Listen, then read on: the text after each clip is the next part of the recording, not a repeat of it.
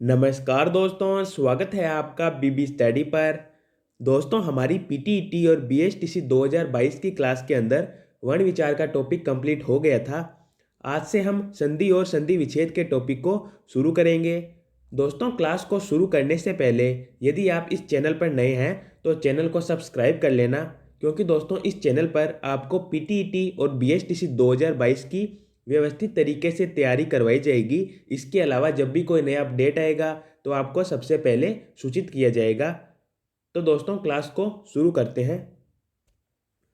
पहला क्वेश्चन है, संधि किसे कहते हैं? दो वर्णों के परस्पर मेल को। ब, दो ध्वनियों के परस्पर मेल को। स, दो शब्दों के परस्पर मेल को। द, दो पदों के परस्पर मेल को। दोस्तों, दो वर्णों का परस्पर मेल संधि कहलाता है। तो आपका ए ऑप्शन एकदम करेक्ट हो जाएगा। आपका आंसर हो जाएगा दो वर्णों के परस्पर मेल को। उसके बाद में दूसरा क्वेश्चन है, संधि के कितने भेद होते हैं? दोस्तों, संधि को तीन भागों में बांटा जाता है। संधि के तीन भेद होते हैं। पहला होता है स्वर संधि, दूसरा होता है व्यंजन संधि और तीसरा होता है विसर्ग संधि। इस प्रकार संधि के तीन भेद होते हैं। तो इस क्वेश्चन का आंसर हो जाएगा स, तीन। उसके बाद में तीसरा क्वेश्चन, स्वर संधि होती है जब स्वर के बाद में स्वर आता है, जब स्वर के बाद में व्यंजन आता है, जब व्यंजन के बाद में स्वर आता है और जब व्यंजन के बाद में व्यंजन आता है। दोस्तों, जब किसी स्वर के बाद में स्वर ही आ जाता है और स्वर के उच्चारण और लेखन में परिवर्तन हो जाता है तो उसे स्वर संधि कहते हैं। यानी दोस्तों, एक स्वर के बाद में जब दूसरा स्वर आ जाता है और स्वर के उच्चारण में यानी बोलने में और लिखने में थोड़ा परिवर्तन हो जाता है तो उसे स्वर संधि कहते हैं। तो आपका ए ऑप्शन एकदम करेक्ट हो जाएगा। आपका आंसर हो जाएगा जब स्वर के बाद में स्वर आता है।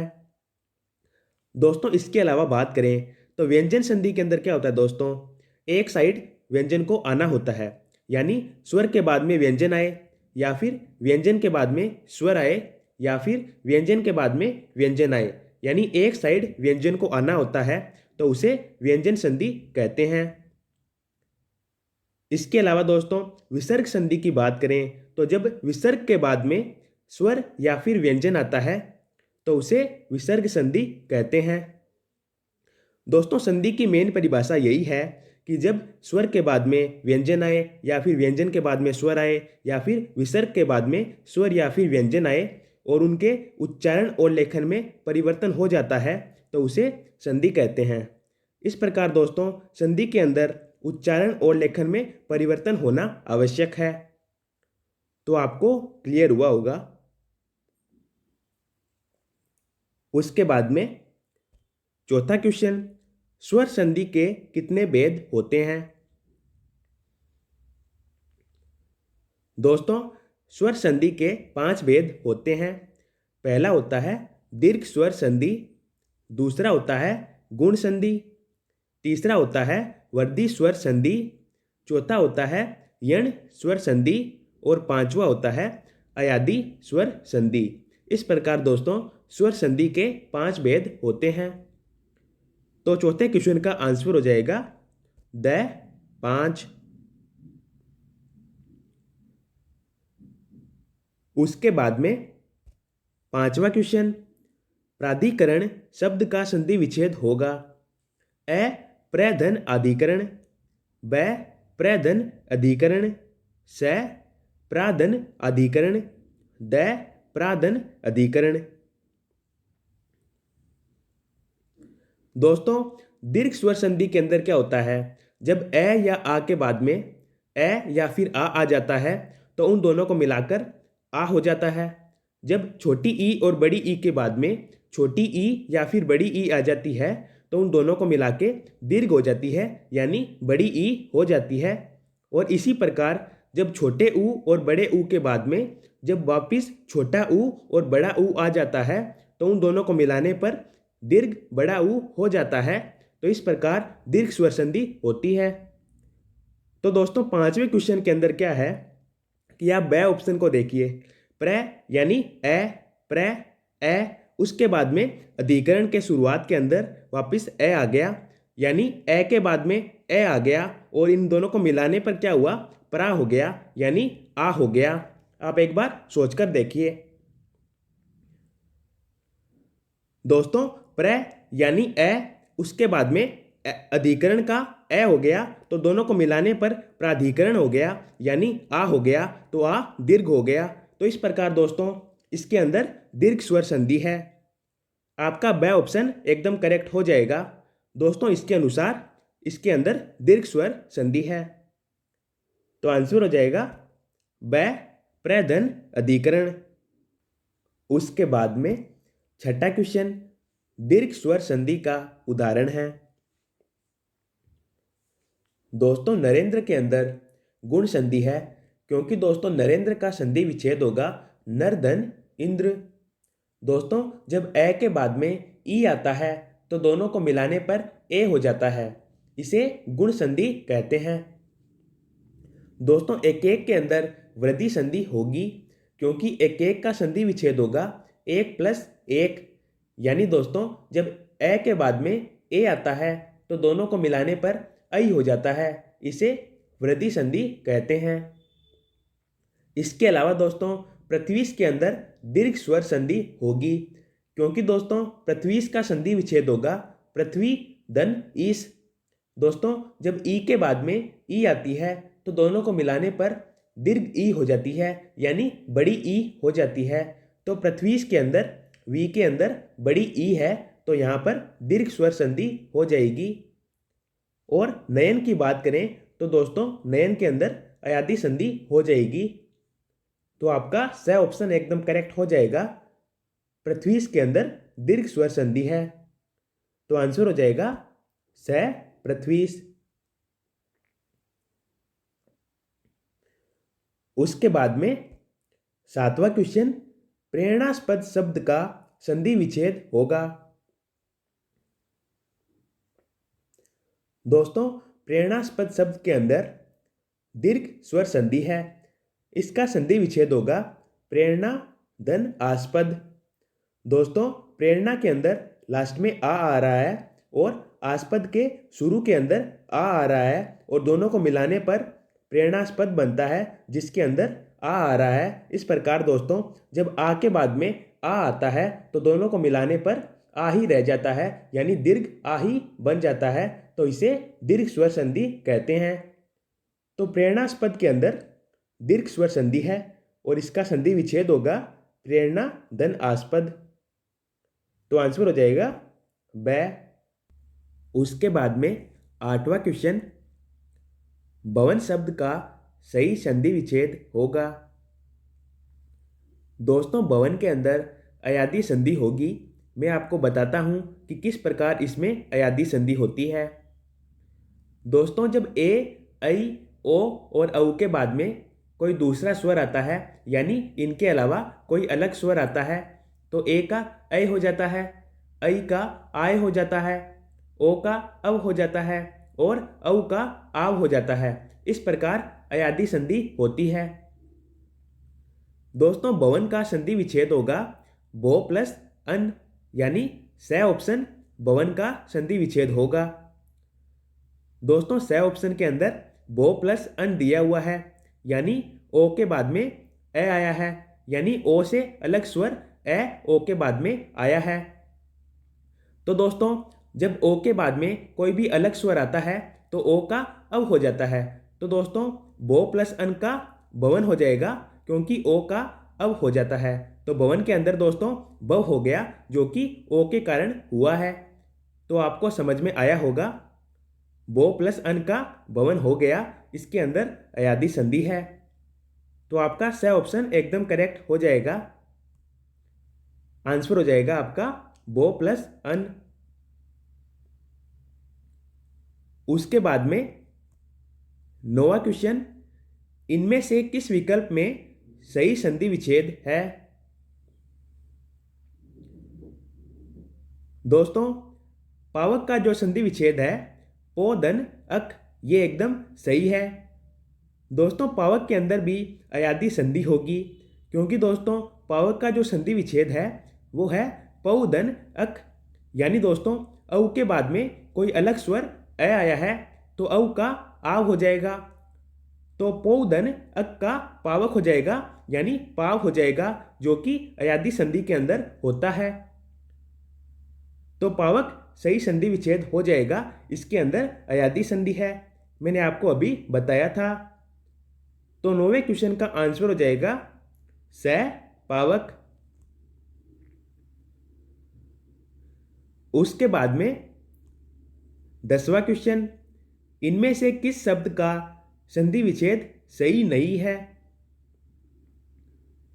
दोस्तों, महर्षि का संधि विच्छेद एकदम सही है। जब आ के बाद में री आती है तो आ और री को मिलाकर अर हो जाता है, इसके अंदर गुण संधि है। दोस्तों, मतेक्य मत धन ऐक्य, ये भी सही है। जब ए के बाद में ऐ आती है तो दोनों को मिलाने पर ऐ हो जाती है, इसे वृद्धि संधि कहते हैं। उसके अलावा दोस्तों न्यून का भी संधि विच्छेद एकदम सही है। दोस्तों, इसके अंदर यण संधि है। जब ई, ऊ और ऊ के बाद में कोई भी असमान स्वर आता है तो छोटी ई और बड़ी ई का तो यह हो जाता है और छोटे ऊ और बड़े ऊ का वह हो जाता है। दोस्तों, नी के अंदर छोटी ई है और उसके बाद में कोई असमान स्वर बड़ा ऊ आया है तो छोटी ई का यह हो जाएगा, तो नी धन ऊन का न्यून हो जाएगा। तो ये भी एकदम सही है। तो ब ऑप्शन के अंदर जो अजत दिया गया है वो इसका गलत ऑप्शन है। दोस्तों, इसका संधि विच्छेद गलत दिया गया है। तो 10वें क्वेश्चन का आंसर हो जाएगा ब अजत, जो कि गलत संधि विच्छेद दिया गया है। उसके बाद में 11वां क्वेश्चन, अभिप्सा का सही संधि विच्छेद कौन सा है? दोस्तों, अभिप्सा के अंदर दीर्घ स्वर संधि है। इसके संधि विच्छेद की बात करें तो दोस्तों आप स ऑप्शन को देखिए, अभि प्लस इप्सा इसका सही संधि विच्छेद है। दोस्तों, जब छोटी ई और बड़ी ई के बाद में वापिस छोटी ई और बड़ी ई आ जाती है तो ई का दीर्घ हो जाता है, यानी बड़ी ई बन जाती है। तो इस प्रकार दोस्तों अभि प्लस इप्सा करने पर अभिप्सा बनता है और ई बड़ी हो जाती है। तो आपका स ऑप्शन एकदम राइट हो जाएगा।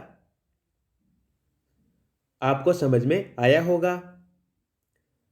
उसके बाद में दोस्तों 12वां क्वेश्चन, वधुर्मी का सही संधि विच्छेद कौन सा है?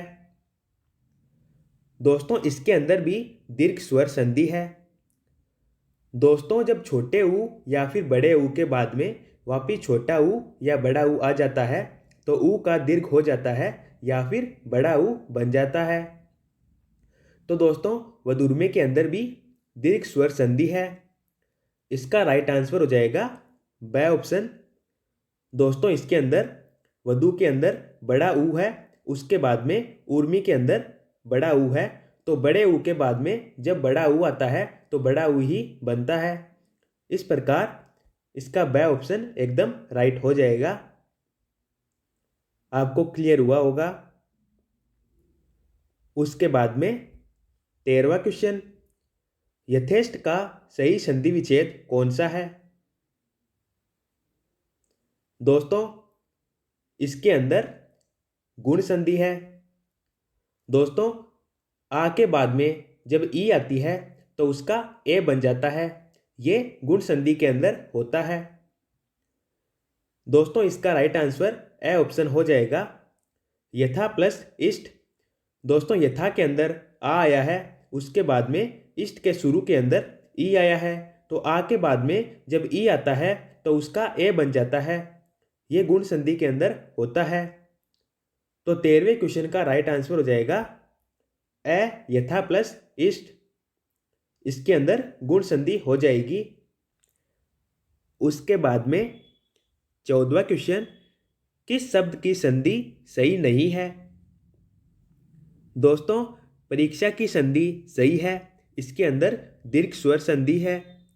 वसुदेव भी सही है, इसके अंदर वृद्धि संधि है। व्याप्त भी सही है दोस्तों, व्याप्त के अंदर यण संधि है। लेकिन दोस्तों अभिष्ट गलत है, क्योंकि दोस्तों अभिष्ट के अंदर दीर्घ स्वर संधि होगी।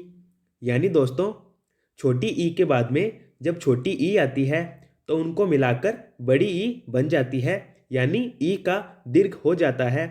जबकि दोस्तों अभिष्ट के अंदर बी की मात्रा छोटी है, जबकि बी की मात्रा बड़ी होनी चाहिए थी, क्योंकि इसके अंदर दीर्घ स्वर संधि है। तो यहाँ पर ब ऑप्शन आपका राइट हो जाएगा। इसके अंदर संधि विच्छेद सही नहीं कर रखा है, इसकी संधि सही नहीं है। तो आपका राइट आंसर हो जाएगा ब। उसके बाद में 15वां क्वेश्चन, संख्या गमन का सही संधि विच्छेद कौन सा है? दोस्तों संख्या गमन के अंदर यण संधि है। यानी दोस्तों जब छोटी ई, बड़ी ई, छोटा ऊ, बड़ा ऊ और री के बाद में कोई असमान स्वर यानी इनके अलावा कोई दूसरा स्वर आता है तो छोटी ई और बड़ी ई का य बन जाता है, छोटे ऊ और बड़े ऊ का व बन जाता है और री का र बन जाता है। तो दोस्तों संख्या गमन का सही संधि विच्छेद होगा आपका ए ऑप्शन। दोस्तों ए ऑप्शन के अंदर सखी प्लस आगमन दिया गया है, जो कि इसका राइट आंसर हो जाएगा।